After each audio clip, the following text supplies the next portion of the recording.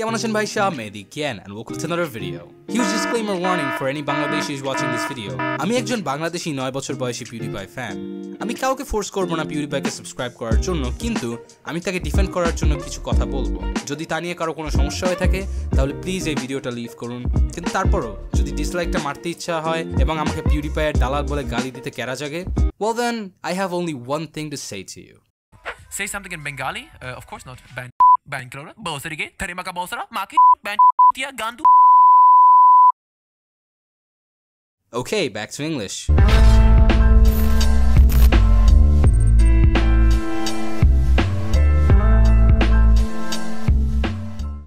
So if you're not up to date with the current internet news, PewDiePie, our lord and savior and the destructor of memes, is being passed by the Indian Bollywood music production channel T-Series at an unbelievable rate. Right after hitting the 67 million subscriber mark, PewDiePie had lost all hope of beating T-Series, posting on Twitter that it may be his last milestone hit as the #1 most subscribed channel. But then, a YouTuber named Mr. Beast, who is mostly known for completely disregarding the value of money for entertainment and charity. Here's $5,000. Here's $5,000. Here's $5,000. Here's $5,000. Beast just donated $5,000. $10,011.10 from Mr. Beast. Mr. Beast donates $1,000. Another $250. $1,000 from Beast. I've got some red solo cups and a lot of money I don't really want. A good dude decided to buy all the billboards and ads in his town and labeled them all to subscribe to PewDiePie.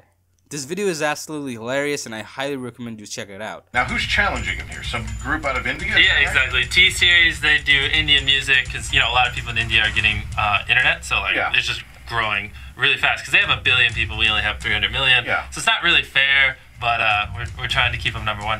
After this incident, PewDiePie's subscriber count started to grow rapidly, equaling that of T-Series in just a couple days. Very shortly, subscribe to PewDiePie became a meme of itself, and all the 9-year-olds of all over the globe started to preach and embrace PewDiePie as the channel that will save YouTube for the money-hungry, faceless corporations. Following this trend in Bangladesh, Rokunujjaman Konok and his friends printed out hundreds of posters for PewDiePie's cause and plastered them over 3 kilometers in the Gulshan area. This is probably the biggest ever fan tribute in Bangladesh has ever given to anything ever, if you don't count K-pop and Naruto. How about this one? I call it bold and brash. More like belongs in the trash! Ah! I'm damn proud that someone my age, as we are all 9-year-olds, actually stood up for the fandom and did something awesome, if not a little jealous. Hey, Grandy! As expected, people loved it. It was posted on r/PewDiePie submissions, where it was the #1 post for a week, and it drove people in other countries to make their own ad campaigns, even in India. And now, PewDiePie has just reached over 70 million subscribers. This goes to show how having a lot of pocket money and spare time can make people's head turn. I've got some red solo cups and a lot of money I don't really want. But then, this happened. I'm doing my part. From Bangladesh, covered up 3 kilometers. Jesus Christ. Thank you. We have people working from the inside.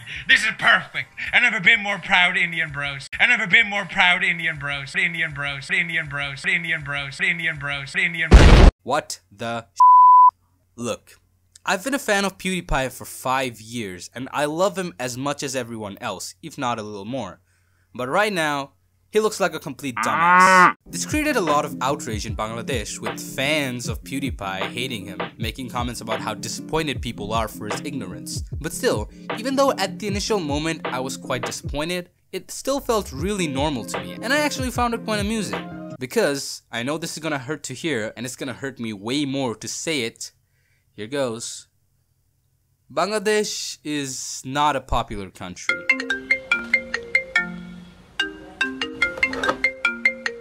Hello?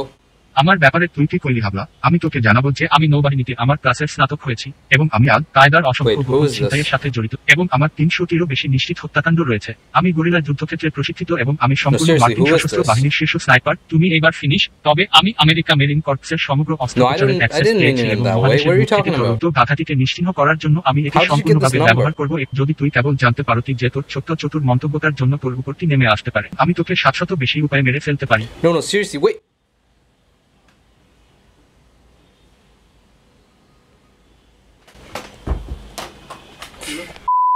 Wait, hold up. I don't mean that in an offensive way. I'm a patriotic Bangladeshi after all. What I mean is, even though Bangladesh is still a very significant and precious country in Asia, no one can deny that.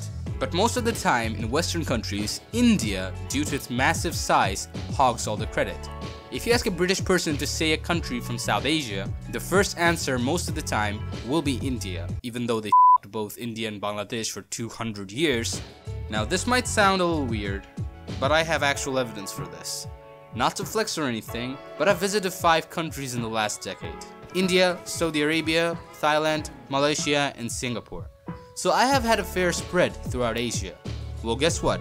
3 out of 5 times, people always assumed I'm Indian.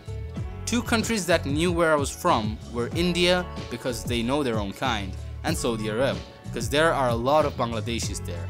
But the main Asian countries just took one look at me and in their head went ding, he's Indian. I'm not calling racism or anything, this is because there are almost 10 times more Indian people than Bangladeshis, and we're in such a geographical location that basically surrounds Bangladesh like a cocoon. If general people from Asia does not know where Bangladesh is, it's gonna be really hard for someone from Sweden or Britain or America to know where Bangladesh is. I thought today, right, we'll just buy as many views as we possibly can on Fiverr. I don't know what this flag is, but they're pretty much all from this region of the world, right? So, George, if you had a guess where in the world any of these views came from, where would you guess, George? India. Oh, here we go. Bangladesh. Bangladesh, we're a big viral hit in Bangladesh. Say something in Bengali? Of course not. I really like Vultures in Homecoming. As much as I'm not a huge fan of Homecoming, I really like Vulture's outfit. Doing an experiment, name a country from Southeast Asia. I definitely can't because I'm an idiot. Even though that situation is changing fast, Bangladesh is getting way more media popularity day by day. With people like John Oliver posting about it, there are Netflix movies that are being filmed about Bangladesh even though it's being shot at India. What the hell, Chris Hemsworth? For PewDiePie, it's gonna be especially difficult. If you haven't noticed, PewDiePie has garnered fame from playing video games and looking at memes and turn it into a job. That job doesn't usually require you to memorize the entire geography song. But still, he earns $12 million a year, so you gotta give him a little credit, you know what I'm saying? And guess what? Him goofing up actually turned Bangladesh into a meme, which made it even more popular. So this goof was perfect to spread the message. Well, there's just one problem though. What's the reason for all this blabber? People are actually mad at PewDiePie for not knowing where Bangladesh is. I know that not knowing something and then making a comment has no excuse, but I explained before that he actually has no idea where Bangladesh is, and that works in the benefit for everyone. Bangladesh is now known as one of the most profound fan bases of PewDiePie, just because of this mistake. There is one problem from the whole subscribe to PewDiePie trend though. It is making new fans join the 9-year-old army, which is really a good thing because the channel is not only for veterans like me. Everyone can enjoy his content, but there are some people who consider themselves PewDiePie fans and start discussions about this topic when they've watched nothing but the latest videos. The people that watched him for a long time knows what his personality is like. We also know how goofy he is. We know how he handles big mistakes in a funny and agreeable way. Brad or Sive, his editors, also did the same thing with this one, putting a little self-deprecating message in the video. We know how he is and we are completely okay with this, because in the end, it was a pretty good laugh. Still, people are hating on PewDiePie, and for some retarded reason, hating on Konok, who by the way, had nothing to do with it. He was asked this question on Facebook, and I think he gave the best answer for this entire situation. It's really funny when Konok posted pictures of PewDiePie in Mirpur. Everybody supported and appreciated him. And now PewDiePie addresses us as Indians, which is not Konok's fault, but people are getting pissed at him? Why is that? Konok replied by saying, LMAO, I am here not giving a damn to them. Felix probably watched the video after the editing was done, and that note is there, saying Bangladesh is a different country, only because he wants it to be. It means he definitely searched about it, and now he knows about Bangladesh more. My thing was a success, ha ha ha! Exactly. No matter what you say, Konok did what he set out to do. He made Bangladesh popular and he helped PewDiePie to get more subscribers. There is no reason to blame him for what PewDiePie said. Even though I think this entire trend was a positive thing, I think it did some harm too. The majority of people that are subscribing to PewDiePie are just doing it for the trend. They previously had no idea who he was. Also, this trend made hardcore fans cling to their friends and chant, subscribe to PewDiePie over and over, which made the people that are not interested mad. Remember, these are the guys who don't even know who he is, and they already hate him and started making hate memes. Here's one of those memes I see popping up everywhere. Now, if you listen to everything I said before, firstly, thank you. And secondly, you know he doesn't have to know about geography because he has a job that doesn't go into that kind of detail. But the other people in this meme should know the answers. PewDiePie was asked to name a small country for which India hogs all the attention, but then we got English Big Smoke saying England is a city, European girl saying Russia is the capital of Europe, and we got our own Sulaiman Shukhan saying Dhaka is a country. Just compare those examples and you'll understand what I mean. But does that make his mistake completely justified? No, not really. He still goofed up, but he handled it like a champ, just like he always did. After he was framed by the mainstream media as an anti-Semite, he stood up against them and he's still fighting to this day. Remember that post Independent made on the poster story? It was not actually for praising Konok and his friends. It was to ridicule and attack PewDiePie because of his ignorance. It's really a wonder how far mainstream media can go. If you want another example, check out my video debunking the viral IMGPA5 video on my channel. Selfish plug, I know. Fuck you.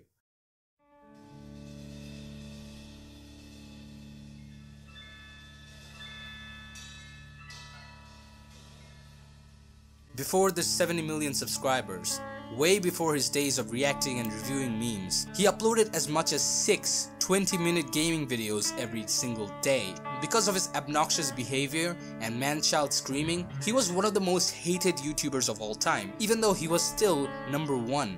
But after years of this pointless and passionless grind, he had a realization. I've always put YouTube first. Always. Even if I'm working on other projects, it doesn't matter. The videos goes first. But I never want to force content, you know? I really have a lot of fun when I'm in my own setup, doing my own thing. But I realized it's like, everyone just feels forced to film these things and it's just... He wasn't doing what he wanted to do. He was doing it just for the money and fame. And YouTube loved him as the family-friendly golden boy he was. So in order to do whatever he wanted, he rebelled and turned against his past into an edgelord who could use his fame and creativity for anything. It's genuinely one of the most admirable things, and it's inspiring to see him pull off such a risky move. But he was right. He turned from one of the most hated YouTubers to one of the most beloved people on this platform. With genuine passion with a hint of sarcasm, his videos are not all looking at memes and playing games. Look at his video about Blame, skits like Beastmaster64, new car, can this video hit 1 million likes, cooking videos, videos where he talks about his favorite anime, and whiskey. Like him or not, he can still do whatever he wants with his time, and we all love him for it. I'm not being preachy by telling you to like him or not. You may have your own reasons for disliking him, but you cannot deny what he's doing is very respectable and inspirational for us little guys trying to start out. And if you watching the video, if you want to find your own slice of the internet on this platform we all love, don't let T-Series win. But if you want to see individual creators thrive on YouTube, entertaining people for generations to come, then all I gotta say is smash subscribe! You gotta smash the subscribe button, smash subscribe! Smash that subscribe button like I smash your mama on Fortnite! Hey guys, Kemalchin. If you've come this far into the video without skipping over it, thank you so much for giving this a watch. I know this video is seriously delayed, long and detailed, but it would really help me if you showed me your support by checking out my social media link down below. Thanks for watching, and I'll see y'all next time. Bye!